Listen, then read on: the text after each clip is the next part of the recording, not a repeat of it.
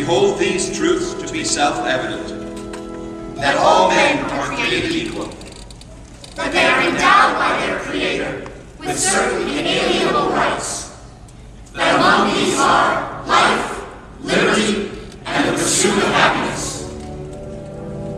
Almost 250 years ago in Philadelphia, a dream was born.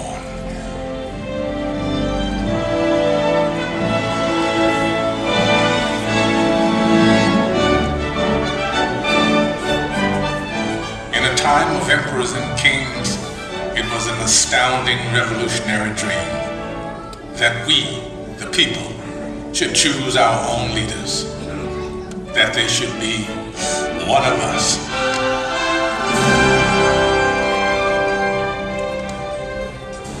This was a dream born of fire, safeguarded by sacrifice during a brutal winter at Valley Forge. Yet it was a dream that was almost over before it had truly begun. The war for independence had left the American colonies bankrupt. Leaders argued, unpaid troops rebelled, and some even cried out for a return to monarchy, and for General George Washington to be crowned King of America. But the man who had led an army of farmers to victory over the mighty British Empire made it clear that the only title he desired was citizen of the United States of America. I am at a loss to conceive what part of my conduct could have given encouragement to an idea which to me seems the greatest mischief that can befall our country. If you have any regard for yourself, banish these thoughts from your mind. But when the new nation finally adopted its constitution, and it came time to elect its first president, there were no doubts about who that president should be. Only he had such doubts.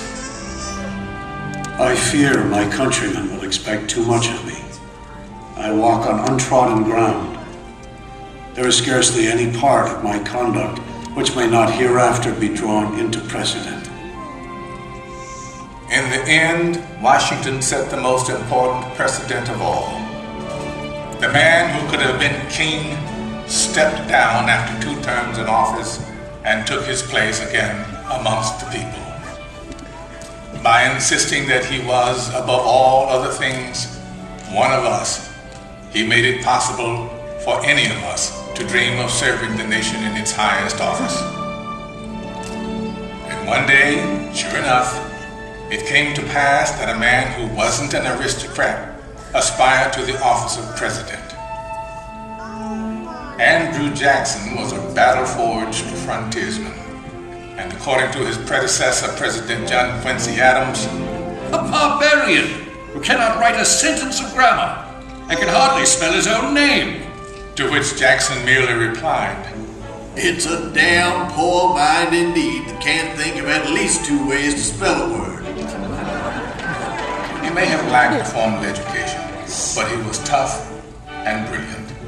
Just the ticket for a new nation of Americans struggling to turn a dream into an enduring reality. They swept Jackson into office by a landslide, and then descended on his inauguration, determined to shake his hand in person. Why, 20,000 country people shoved to get in the door, track their muddy boots across the carpet. And my dear, they would be here still if we hadn't placed tubs of punch out on the lawn. Washington's elite fumed, but Jackson loved it, for these were his people. He was proud to be one of us.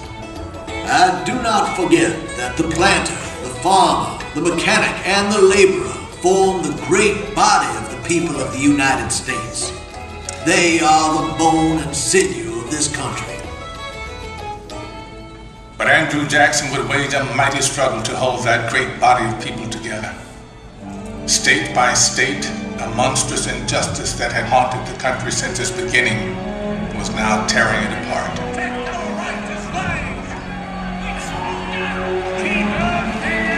As civil war threatened, we searched deep in our heartland for a leader equal to the ordeal ahead.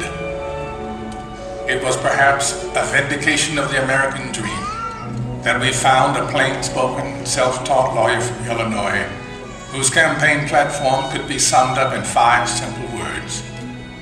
All men are created equal.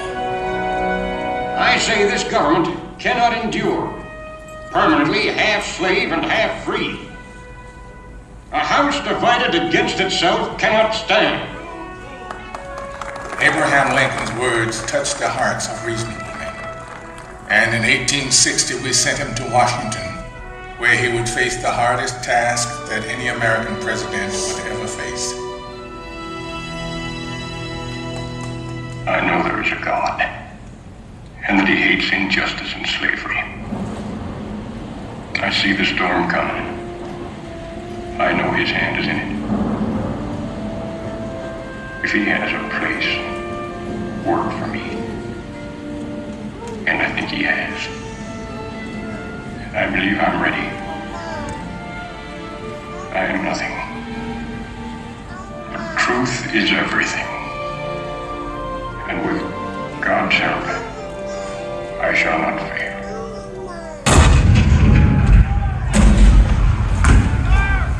April 12, 1861, Fort Sumter. The cannon spoke for war, bitter, violent, and devastating.